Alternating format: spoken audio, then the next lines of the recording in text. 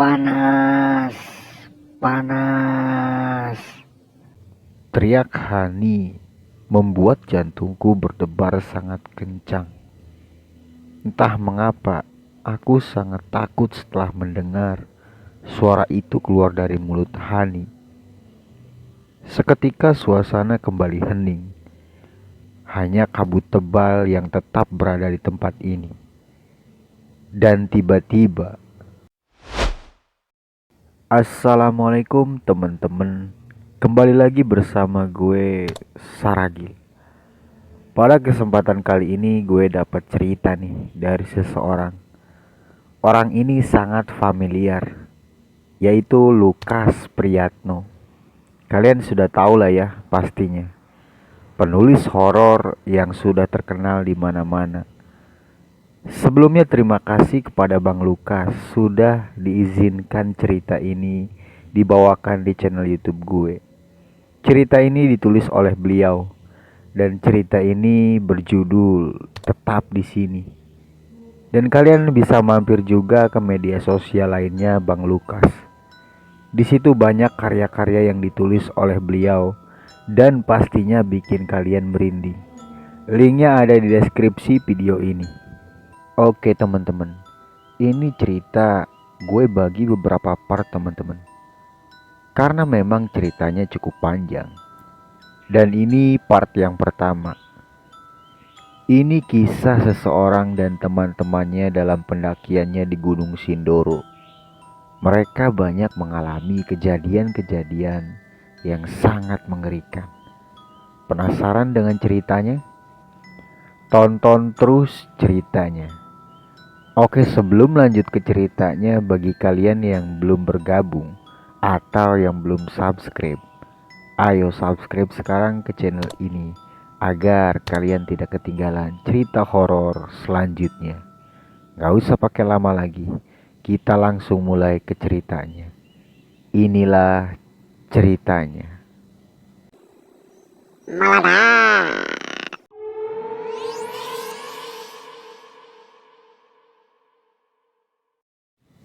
Tak ada yang ganjil selama melakukan pendakian di gunung ini.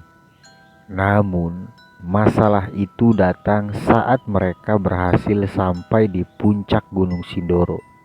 Setelah menikmati keindahan di puncak gunung, mereka segera bergegas packing peralatan dan berencana turun sore itu juga. Karena salah satu dari mereka ada yang bekerja esok harinya. Raka memimpin paling depan, disusul Hani, kemudian Aldi dan Rama berada paling belakang. Baru saja mereka meninggalkan puncak Gunung Sindoro, angin tiba-tiba mendadak menjadi sangat kencang dan hujan pun datang. Mereka segera membongkar tas ransel dan memakai jas hujan mereka masing-masing. Setelah itu mereka melanjutkan perjalanan kembali dengan langkah yang sangat hati-hati. Langkah kaki mereka terhenti di sebuah persimpangan. Ada dua pohon besar yang berdiri tegak di antara pohon-pohon lainnya. Pohon ini amat aneh menurut si Rama. Batangnya yang besar serta mempunyai banyak cabang. Cabang-cabang ini memayungi, seolah-olah seperti gerbang menuju dimensi lain. Di situ Rama tak mengingatnya sewaktu mereka mendaki, dan Rama tak merasa pernah melewati pohon tersebut. Apakah ini benar jalan menuju kaki gunung? Mereka sempat bingung dengan dua pohon besar tersebut dan memutuskan untuk berhenti sejenak di tempat ini. Raka, tadi waktu kita naik ada pohon ini gak sih? Tanya si Rama. Gue baru aja mau tanya sama lu, Ram. Ungkap si Raka. Gue gak yakin kalau ini jalannya, tapi gak ada jalan lain. Kanan kita juga jurang. Ungkap si Rama. Terus kita lewat mana nih? Tanya Hani dengan wajah yang mulai cemas. Mau gak mau, Kita harus melewati pohon ini, karena ini jalan satu-satunya. Timpal si Raka. Gimana, Al? Tanya Rama pada Aldi. Gue ikut aja lah. Gue harus cepat-cepat sampai malam ini. Besok gue harus masuk kerja, Ram. Jawab Aldi. Setelah perdebatan singkat, akhirnya mereka memutuskan untuk melewati pohon besar tersebut. Rama di situ berjalan paling depan, disusul Hani, Aldi, dan Raka berada paling belakang. Seketika suasana mendadak menjadi amat sunyi. Hujan serta angin mendadak terhenti dan digantikan dengan kabut sore itu. Keanehan mulai terasa saat itu. Ini ditunjukkan oleh bulu tengkuknya Rama yang mulai meremang. Terdengar jelas suara gamelan di telinga si Rama. Bau mistis menyelimuti tempat ini.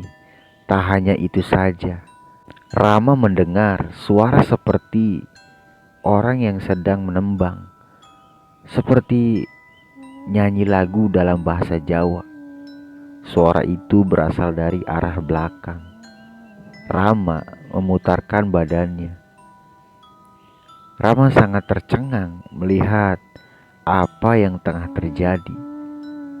Hani bersimpuh dan sedang menembang syair dalam bahasa Jawa itu. Padahal jelas-jelas Hani ini sama sekali tak bisa berbahasa Jawa. Dia bernyanyi dengan lugas dan diiringi dengan gerakan tari yang gemulai. Aroma mistis sangat terasa di saat Hani mulai berdiri dan menatap tajam ke arah Aldi. Dan Rama lihat Aldi gemetar, tubuhnya seperti tersengat aliran listrik. Lalu tiba-tiba tubuh Aldi terhempas dan tergeletak di tanah. Rama hampiri Aldi. Dia diam tak bergerak, matanya melotot dan sangat menyeramkan. Raka mencoba menyadarkan Hani, namun Hani tetap berlagak seperti seorang penari dan terus menyanyikan lagu dalam bahasa Jawa. Bau bunga sangat menyengat yang si Rama rasakan pada saat itu. Kabut tebal dan suara tapak kaki mulai berdatangan. Entah ada di mana Rama ini. Rama dengar Raka melantunkan ayat-ayat suci Al-Quran. Tangannya memegang kepala Hani. Seketika itu Hani menjerit sejadi-jadinya dan ambruk di pelukan Raka. Panas, panas. Teriak si Hani membuat jantung si Rama berdebar sangat kencang. Entah mengapa Rama sangat takut setelah mendengar suara itu keluar dari mulut Hani. Seketika suasana kembali hening. Hanya kabut tebal yang tetap berada di tempat ini. Dan tiba-tiba suara gamelan kembali terdengar dari kejauhan. Dan Rama mempunyai firasat buruk setelah mendengar suara ini. Rama mencoba memapah tubuh Aldi, namun sulit sekali digerakkan. Tubuhnya sangat kaku, bahkan hampir seperti batu yang keras. Matanya melotot dengan tatapan yang kosong. Al, sadarlah. Lo harus bisa melawannya. Sadar, Al. Bisik si Rama di telinga si Aldi. Hani yang sudah tenang kini mulai bereaksi lagi. Tubuhnya menggelinjang dengan wajah yang menghadap ke atas. Jari-jari tangannya menekuk seperti ranting pohon. Tiba-tiba, Aku tresna karo awak bocah iki. Lan dewe melu aku. suara itu berasal dari mulut Hani. Entah apa yang baru saja dia katakan. Apa yang Hani katakan? Tanya si Rama pada si Raka. Raka terdiam. Seketika wajahnya menjadi pucat dan sangat panik. Ini gawat. Makhluk ini menginginkan tubuhnya Hani. Jawab Raka dengan bibirnya yang gemeteran. Setelah mendengar penjelasan Raka, seketika itu jantung si Rama berdebar sangat cepat. Nafasnya pun ikut sesak seperti habis berlari. Rama sangat ketakutan melihat ini semua. Kepala Hani perlahan-lahan menoleh ke arahnya Rama. Matanya melotot dan terus menatapnya. Bukan menatap kepadanya, tapi matanya tertuju pada si Aldi. Dan tiba-tiba Koe melu aku. suara itu kembali terlontar dari mulut Hani. Entah apa yang sebenarnya telah mereka berdua lakukan di gunung ini. Oke teman-teman, gimana tadi ceritanya? Tulis di kolom komentar. Ikuti terus part selanjutnya. Sebelum berpamitan, gue ingetin lagi yang belum bergabung atau yang belum subscribe. Ayo subscribe ke channel ini agar kalian tidak ketinggalan cerita part selanjutnya. Terima kasih. Salam horor. Gue Saragil.